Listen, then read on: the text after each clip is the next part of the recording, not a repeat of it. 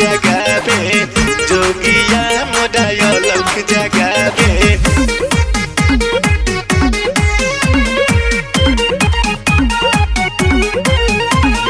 खाले बेल के पतई भांग पियले औरी गांजा है, माथे चंद्र बिराजे ऊ हूँ कैलाश के राजा है।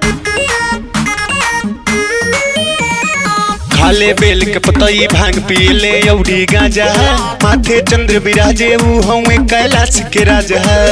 बीचे पर्वत पधुइया रमावे, बीचे पर्वत पधुइया रमावे जोगिया मोरा अलख जगावे जोगिया मोरा अलख जगावे जोगिया मोरा अलख जगावे जोगिया मोरा अलख जगावे।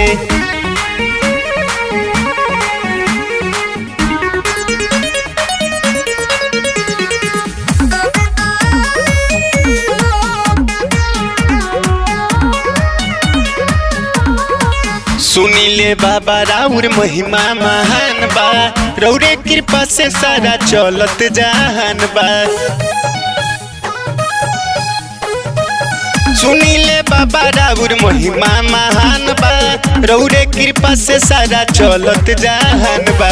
भरदनी झोली केहू खाली ना आवे, भरदनी झोली केहू खाली ना आवे जोगिया मोरा अलख जगावे जोगिया मोरा अलख जगावे जोगिया मोरा अलख जगावे जोगिया मोरा अलख जगावे।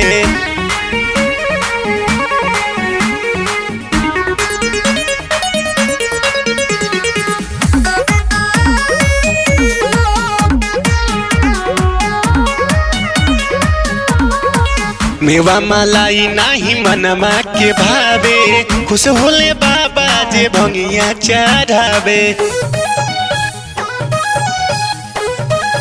मेवा मलाई नाही मनमा के भावे, खुश होले बाबा जे भंगिया चढ़ावे। नित्य से अमित भजनिया सुनावे, नित्य से अमित भजनिया सुनावे जोगिया मोरा अलख जगावे जोगिया मोरा अलख जगावे जोगिया मोरा अलख जगावे जोगिया मोरा अलख जगावे।